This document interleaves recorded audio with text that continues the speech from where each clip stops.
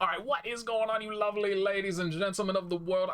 It's been a while since I've done one of these, so be prepared for my typical rambling. I want to just talk about fighting games. Obviously, King of Fighters 15 is coming out very soon. For some people, it's already out, and you best believe I'm a bitch about that. But I also want to talk a very small amount. Blazblue was official. It's no longer in beta as of the start of February. So I have to assume that a decent chunk of the team, or either a decent chunk of the team or the entire team, I don't know if they're going to still continue updating Central Fiction. But so I have to assume that at the very least, the people responsible for implementing the netcode have moved on and started working on cross-tag battle, because that, unless my memory is serving me incorrectly, was announced to have a spring 2022 release date. So that's basically what, up to the next like 2 months or so from now, like through April maybe. Well, I already mentioned King of Fighters 15, right? That's coming out soon. We got DNF Duel in the summer. I hope we see more beta tests for that. But anyway, so allow me really quickly, just a quick tangent. How many of y'all are getting into Lost Ark? The reason why I ask is because I like looking at, like websites like FG charts, Steam charts, like looking at trends, seeing information like that, and just because a lot of it's just kind of neat. So for instance, one thing that I just recently noticed, there's been a very small surge in the PC player base for King of Fighters 13. Now, obviously, that makes perfect sense. King of Fighters 15 is right around the corner, so people are going to go back to other older King of Fighters games and, play them a little bit, reacclimate themselves to King of Fighters. But the part that's interesting to me is that, again, there's been a boost in the player base for King of Fighters 13, but not 14. 14 hasn't budged. So it's just little things like that. It's just kind of like, hey, that's kind of neat. So the reason why I bring it up is because ever since Lost Ark released, pretty much every single fighting game has lost players. So I'm just curious to see like how many of you guys are in that grind. I'm personally not a fan of MMOs. I never have been, but I do remember I haven't really seen anything similar for Lost Ark, but when the Final Fantasy 14, I don't know if it's the most recent expansion, but when one was coming out, it was memed a lot that like Final Fantasy 14 is going to kill the FGC, because so many people that played fighting games also played Final Fantasy 14. But yeah, so anyway, let's move on. Blazblue. I don't want to talk that much about it because the majority of my criticisms have already been laid out. Like the majority of the problems that existed when the game first entered its beta phase still exist today. Whether or not they're going to fix them, I don't know. They may just wash their hands of it and say like, hey, we're not paying you to work on this anymore. We've pretty much gotten the vast majority of potential sales that we're going to get out of introducing rollback to the game again, so we don't want to continue investing, paying you to continue working on this. So fuck off, go work on cross-tag battle. I don't know what's going to happen there, but it's just unfortunate because the last patch that they did, which was largely just changing what the criteria was for how the connections are displayed, has been like just a net negative for me. And so I don't want to, like, I've already gone in detail before, so there's no reason for me to do it now, but it's just, I know for a fact since Marvel vs. Capcom 3, I have bitched about the bar system and how it's just so worthless and it doesn't really give you any real information to go off of. And it's the same thing here. Like, why are we still using the bar system? When we go into the match, we're shown, here's what the ping is, here's the rollback frames. Just show us that from the outset. Let me make the informed decision. Let me decide, all right, I'm comfortable playing right now anything, like I'm trying to play seriously. So I don't want anything above 150 ping. Is counterintuitive to that. I don't want to see it in my life. Get it out of here. I don't want any part of it. But then sometimes it's more relaxed. I'm not that worried about it. I'm just kicking back, having a little fun. I'll take up to 200, 250 ping. Not that big of a deal if I see some rollback here or there. But let me make that decision. Don't just be like, hey, 2-bar connections are anywhere from 100 to 200 ping. You're perfectly fine with 100 to 150, largely fine with 150 to 175, and then anything above that, you kind of start to get irked a little bit. And so, like, do I just throw all 2-bar connections out the window to avoid the tilt that may arrive from having, 180 ping with somebody that's also on Wi-Fi at the same time, thus vastly limiting the amount of connections that I can actually play? Or do I just accept that some of these connections are going to suck, I'm not going to want any part of them, and just live with it?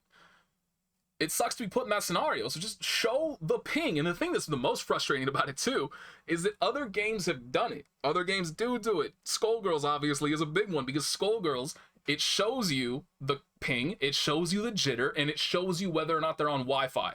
All basically the three things that every game should be showing if you want this kind of environment. So yeah, it's just do that, please. Thank you. Move on. Implement it into your games for the future. Like, I don't know how Guilty Gear Strive handles connections, how it show, like what kind of info it displays.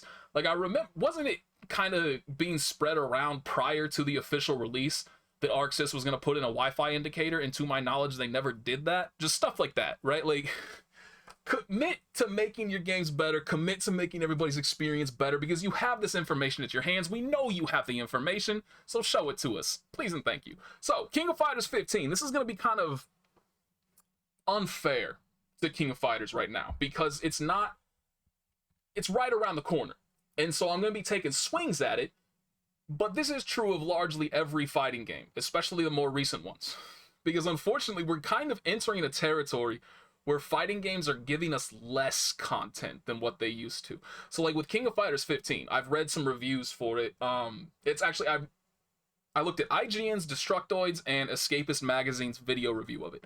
And it's kind of interesting because out of those three, Destructoids was somebody who says like King of Fighters is probably their favorite franchise of all time. They love the game, they love fighting games, and they're a huge fan of both. So you have a review from that perspective. You have a review from somebody like from IGN that I think the person was a fan of fighting games, but they weren't really that familiar with King of Fighters. So they're familiar with the genre, but they're not familiar with the franchise. And then Escapist Magazine, at least to me, came across as somebody who really just isn't familiar with fighting games at all. So you got a decently broad perspective out of those three reviews. And every single one of them largely agreed. The gameplay is fantastic. It's super fun to play. It looks, you know, a hell of a lot better than King of Fighters 14, but it's still a far cry away from really displaying what we should be seeing at this day and age, graphic-wise.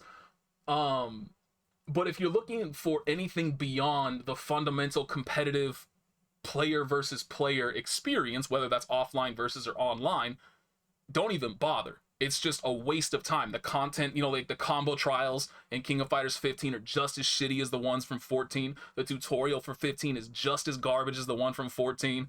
It's just overall, and like, and one thing that is a personal, kind of gets my panties all twisted up, is the whole idea now that these fighting game companies are implementing quote-unquote story modes, which are just arcade modes. Like, it's not something separate. Like, so for instance, Guilty Gear, both Xrd and Strive, actually, I don't know if Guilty Gear Strive has an arcade mode. I believe it does. Xrd definitely does. But they have, you know, like the arcade mode where you get that kind of, you know, you pick a character, you have like a series of around 10 battles or so. You do like 3, and then you get a scripted fight that has a short little introduction, develops the character. Then you do, you know, like 3 more fights, another scripted fight, blah, blah, blah. Like that whole thing where there are small little snippets of story and characterization in them, but ultimately it's not the focal point. But then you have a separate story mode which does attempt to tell a story. Whether or not it's a good story, that's up to your own personal opinion, but at least they're separate and they're there. Whereas King of Fighters 14 and now 15, it's just that arcade mode, and it's not good. And so it's just kind of irritating to see that, where it's like, it's not a story. You can't, I guess you can call it whatever the fuck you want because they made it, but still, it's just, I feel like saying something is a story mode brings expectations along the lines of, you have Blazblue, where you have the visual novel style with some fights interspersed in there. You have Guilty Gear style, where it's just pretty much one long movie, or it's episodic, right? I don't think I ever went through Guilty Gear Xrd story, but I can't remember if it is just one long movie or if it's episodic. And then you have something like Mortal Kombat, where it's largely cinematic with fights interspersed in between.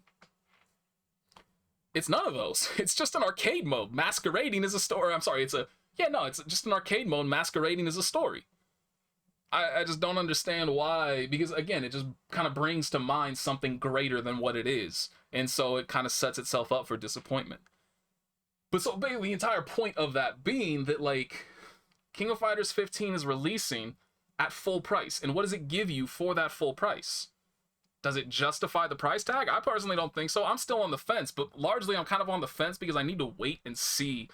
I need to do a little bit more stringent testing because I've still been playing Blazblue. I haven't really been recording because recently, for some reason, my brain has just been completely turned off. My gameplay is absolutely garbage, and it doesn't have anything to do with like, oh, I can't execute things or this or that. Like, if I was actively going in and saying what is the worst decision I can make at any given point, it would be around the same level of gameplay that I am currently doing without just largely thinking about it. I'm just kind of playing like a fucking moron, so I just know that's not really worth it, and I don't really know why it is, but it's just how I've been playing. I have no idea why. So I haven't really been recording, but I have been playing, and so one thing that I noticed when I was using the PS4/PC stick, the Combo Obsidian, I was starting to get neutral jumps when I was trying to jump specifically toward the left side. And I was like, all right, this is new. This is a new low for me, execution-wise. Like, I refuse to believe that I have lost the ability to jump in a direction and I'm getting neutral jumps instead. I refuse to believe I've fallen that far. And so thanks to that, I busted out one of my old Madcast Tournament Edition sticks, which is an Xbox 360 stick. Every single execution problem that I have been having throughout this entire time since Blazblue came back evaporated into thin air. I have not missed a single DP motion since. And so now I'm like, okay, wait, shit. Maybe it's the stick. And if it's the stick, well, that's my only PS4 stick, aside from the hitbox. So do I just buy the PS4 version of King of Fighters and go back to the hitbox? Do I buy the PC version, which I don't know, but I may not be able to play it and record at the same time. But then I have a stick that I know works and functions. What do I do here? I'm kind of looking at that, and I'm also looking at what if this is, like I said, I'm maybe leaning toward the PC port right now. What if the PC port sucks? What if that's the reason why they haven't given people early access to it? It's because it's garbage, right? That's one of the things that I find absolutely fucking hilarious. So let me just put it down right now on record. Being able to pay for early access is some bullshit. And so the way it currently works, there are 2 editions of King of Fighters 15. There's a deluxe edition and then there's the normal edition. If you buy the deluxe edition, you get 2 costumes. I know one's for Terry. It was the other one for Leona. I can't remember who the second costume is for. But you get 2 pre-release costumes, and you get that as long as you pre-order the game, regardless of which version, you get those. But if you buy the deluxe edition, you also they revealed those first 2 teams of DLC characters. You also get those. I don't know if you get the entire season pass, but the part that really, I hate the idea that you get early access as well for 3 days. I think now today is actually the first day that early access is available, because I've noticed a lot of people streaming. I watched Mad KOF play it a little bit earlier. I've seen some of the fighting game streamers that I follow are playing it right now. And I've also, a bunch of people are posting stuff on Twitter, and I'm getting suggested videos on YouTube, blah, blah, blah. So plenty of people are getting the game and are playing the game now. I despise that, because I feel like it's so harmful to a truly competitive environment to just give people early access. I think that's some bullshit. But anyway, I don't want to get too heavy into that, but the part that really gets me is that that's only for the console version. If you purchase the deluxe edition on PC, you don't get early access. You only get it for the PlayStation version. Why? Why do fighting game companies hate their PC community so much? It's unbelievable. You have shit like Samurai Showdown, which was Epic Game Store exclusive for 2 years, and so it finally came out on Steam, and everybody's just like, man, go fuck yourself. Are you serious? This is some bullshit. We're not buying that. Especially because they tried to sell it largely at full price with none of the DLC available in the base game, with no updates, no upgrades to the netcode, nothing. So it's sat there, waited 2 years for this port, and you still gotta act like it's a brand new game? Fuck off, SNK. That's some garbage. But you also have Grand Blue Fantasy Versus, which was a big controversy around that time because the balance patches, the DLC characters lagged behind for the PC version, 2 weeks behind the console version, if not more. And then you have, the Arc System Works ports, which are generally pretty shit. Some of them completely unplayable on release. I think the first couple of Blazblue games they ported, which I shouldn't say the first couple, because there's only 2. They only have Continuum Shift Extend, Chrono Phantasma Extend, and now Central Fiction. But I believe both of the Extend versions were just borderline unplayable on release, and they had to spend weeks if not months actually patching it and fixing it to a playable state, and they still kind of suck in comparison to their console versions, which is more or less where Central Fiction is at as well. Like, it's just so bad. Why do they hate PC so goddamn much? And now you have SNK coming around the corner and saying, hey, console people, you give us extra money, purchase this deluxe edition, you get the costumes, you get the DLC characters, and you get 3-day head start against everybody else. People that buy the PC version for the same exact price, yeah, you can wait, fuck you. It's just so wild to me. It's so unnecessary. But yeah, so anyway, I was really hoping that there would be one last test prior to the game's release, just so they could show, because they made a few of the changes that I was hoping for between the first test and the second, but one of the big ones that I was hoping for was showing what the ping is. I should actually find out if they fixed that. But in the first beta test, you had no idea when you joined a player match room what your connection was with anybody. You didn't know what it was with the host. You didn't know what it was with any of the other players in the lobby. You knew nothing until you got into the match, and then it shows you the connection. So that was one of the fixes they made between the first and second tests, is in the second test, once you joined the lobby, it showed what your ping was with all the different players that were in that lobby. But it still did not show you what your ping was to the host prior to joining a lobby. So you just had to basically trial and error your way into a lobby with a good connection. Just hope it was good, and if it wasn't, you had to leave, just join a different one. So that's the major thing that I was hoping to see fixed, and still hoping to see fixed, was that they showed the connection for the player match room specifically. But also, I still do not understand why the King of Fighters 15 lobbies have reduced functionality from the King of Fighters 14 lobbies.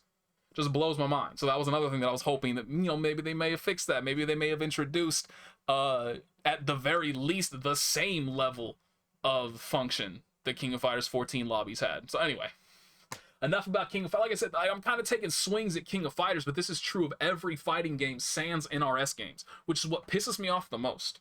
Because I don't like NRS games. I don't like NRS games. So can another game come out swinging and provide a similar experience from a single player perspective as those? Because goddamn, do I hate having to point to those and being like, you're all being outperformed by this shit. What are you doing? Put some goddamn effort in. Please and thank you.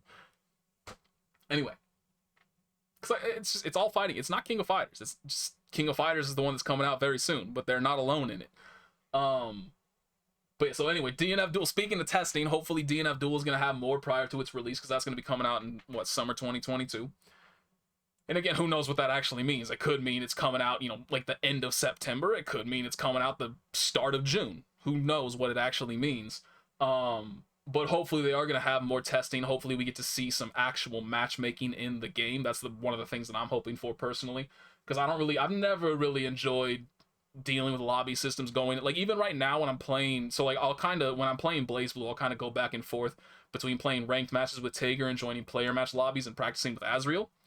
And the problem with the player match rooms is that, number one, you have no idea what your connection is to anybody else in the lobby. You know what it is with the host, but you have no idea what it is with anybody else in the lobby. So like this morning, or not this morning, it was yesterday morning, I was playing and I joined a lobby that I had a 4-bar connection with the host, and I wound up playing against them later, and it was like 40 ping.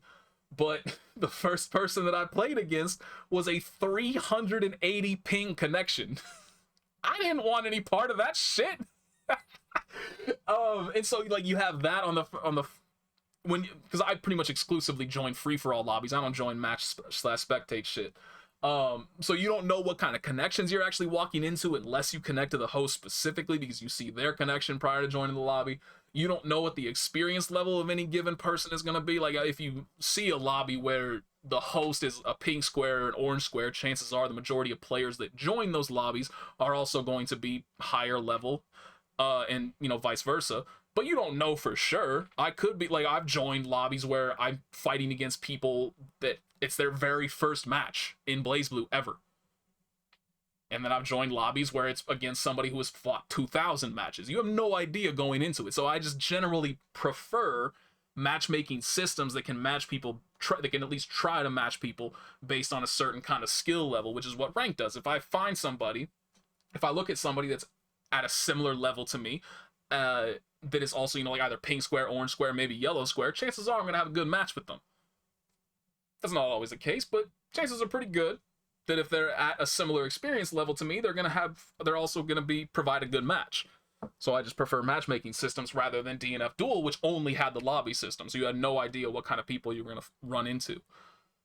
But see, so I would like to see that. Also, I would like to actually see it function properly, because all that they had was just a bunch of band-aid fixes prior to the game going down, because they didn't, like with Guilty Gear Strive, when actually both Guilty Gear Strive and Street Fighter V, when their first betas just failed miserably. Like they all crashed. Every single fighting game beta that I played on the first day crashes in general and is like very difficult to actually get into and play. But Guilty Gear Strive and Street Fighter V, they both extended the time period that the beta was open by like an additional 12 hours or an additional 24 hours or whatever to compensate for the fact that it was so difficult to actually experience early on. DNF Duel didn't do that. And all they really did was do some band-aid fixes. They didn't fix the underlying issues that actually caused it to fail so hard at the beginning. So obviously you want to see those fixed, maybe see some more characters. Who knows, maybe we'll see some development of the gameplay system, or we'll see some balance changes. I don't know. I would kind of hate to see balance changes, just because I hate that, like, week one. Here's my week one balance take. This character needs to be nerfed. This character needs to be nerfed. This character needs to be buffed. You're not good enough. I don't care what your experience level is. I don't care if it's a new version of Blazblue and Fenrich is giving his take on the balance. Or if you've never played Blazblue before and you're giving your take on the balance. I will treat them equally.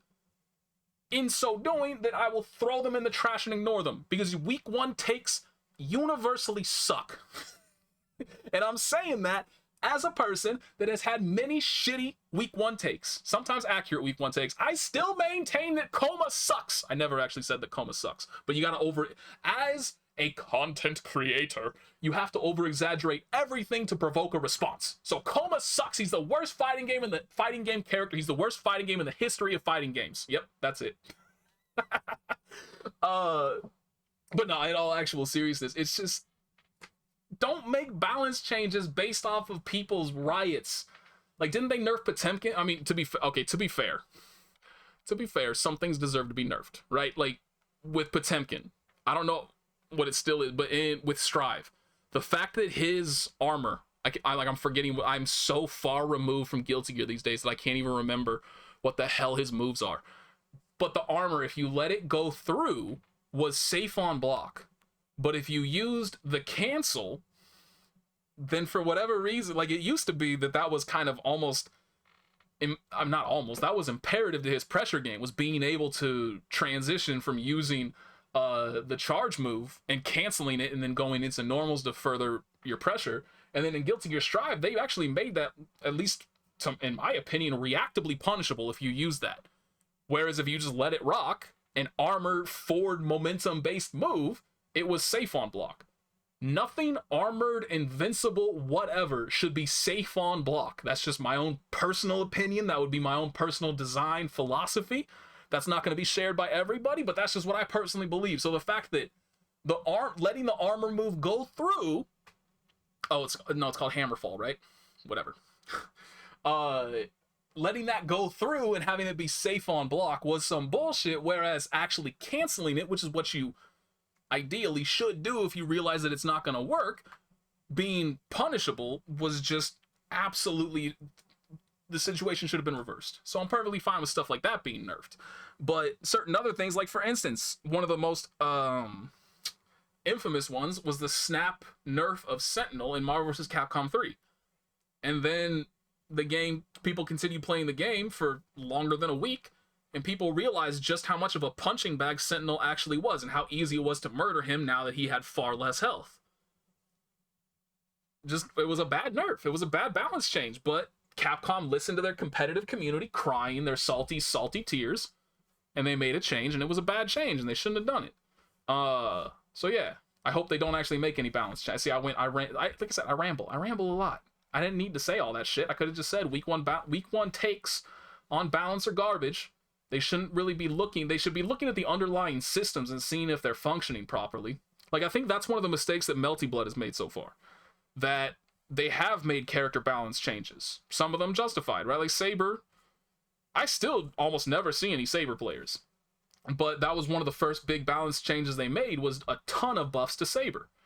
But they haven't really changed anything about the fundamental game systems that people have been criticizing since the game's release. I think that's a mistake on their part. I think they should forget about any character balancing right now and make it so that the base game itself is in a state that people actually enjoy before you start worrying about the character balance. But right now they're doing the exact opposite.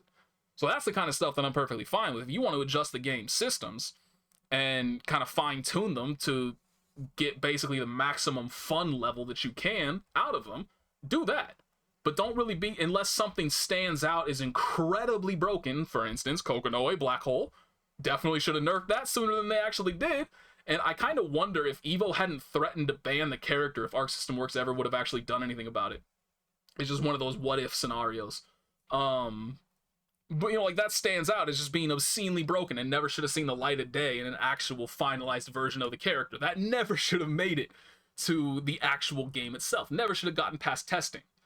When stuff like that stands out, or when something stands out, if your data shows a character is losing 99% of their matches, regardless of who's actually piloting them, maybe look at that character and see if that character could use some love. But outside of extreme examples like that, leave your shit alone and let it develop. So, and because that's one of the main things that I saw early on was like, hey, this character sucks, this character's busted, you better nerf this dude, you better nerf that chick, you better buff this person, etc., etc. As a dev, just don't listen to them. Fuck the people that are making those kinds of judgments off of day one, especially because most of the people making those judgments suck at the game anyway. Okay, anyway, enough ranting about that. Like I said, I would like to see more testing. Also, that was actually another big thing. Not really a big thing, but apparently Capcom has put up a countdown website. Let me look at this. Capcom countdown clock points to February 21st reveal. I almost feel like it's a bit too soon to be, because they said, like, hey, look forward to 2022 when we will we'll announce more about the future of Street Fighter. So a lot of people are assuming we're going to hear some shit about Street Fighter 6. But I feel like it's too soon. It's too early in the year to be talking about Street Fighter 6. But on the flip side of that, it also apparently is slated to end. The countdown is basically slated to end right after the end of Capcom Pro Tour. So looking at that time-wise, it kind of makes sense, but it also could be a bait and switch. It could be for something completely unrelated to Street Fighter. Who knows? Maybe they're going to finally release the PC version with rollback of Tatsunoko versus Capcom. That's totally likely, right? It'd be sick, because I've never actually played that game, because I didn't get a Wii until actually, I think the Wii U might have already been released by the time I actually got a Wii for myself. I can't remember the exact timeline, but I definitely, I didn't get it when Tatsunoko, I didn't have one when that game was active, or when that game released. So I would definitely love to see it come back and get an opportunity to, start swinging at people, because it does look like a lot of fun.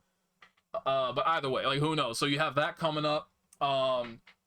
Cross Tag Battle is going to be coming out soon-ish, you have to assume. I would give it about a month and a half before we start hearing news about it.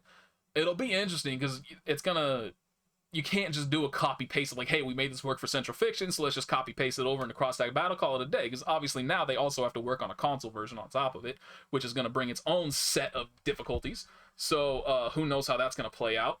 What else? Let's not talk about anything that doesn't include rollback and go fuck itself. So we're not going to talk about anything that doesn't have rollback. Tekken is pretty much over, right?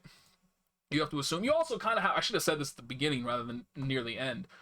Can everybody throw some love? I feel like ArcSys is catching all the positivity, and everybody, ironically enough, they keep saying, hey, ArcSys, put rollback in Dragon Ball FighterZ. Hey, ArcSys, put rollback in Granblue Fantasy Versus. Hey, ArcSys, put rollback in, what's the other game that I'm thinking? Oh, yeah, the game that I was going to say shall not be mentioned, so fuck it, let's just not mention it. They're not in control of that. They have no responsibility for whether or not those things, you should be talking to Bamco if you want rollback in Dragon Ball FighterZ, which, best of luck, given Bamco's track history with rollback. You should be talking to Xseed in relation to, or Cygames. I don't actually know who would be making the decision for Granblue Fantasy Versus. But either way, it's not on ArcSys's shoulders to just, they can't just go in and be like, here's the rollback, have fun. Like, they don't get to make that decision. But anyway, it feels like they're catching all of the attention, and then Code Mystics is over there in the corner doing absolutely amazing work. And didn't they precede all of this? Like the flurry of attention that ArcSys got through Plus R, now through Central Fiction, eventually through Cross-Tag Battle. Wasn't Code Mystics already working on rollback for KOF 98 and 2002 long before? Not really necessarily long, but before ArcSys ever made the rollback stuff official? So yeah, shower them with some love and adoration, because they deserve it too. And hopefully King of Fighters 13 is somewhere in the pipeline for that. You can't imagine it's going to happen anytime soon, because that would be, like, I very highly doubt that. I mean, well, it's going to be interesting to see King of Fighters 15, what's going to happen there, because obviously I would love to see the game come out, see 50,000 people playing it on day one, and then months, years down the line, there's still 5,000 people playing it daily, if not more. I would love to see that.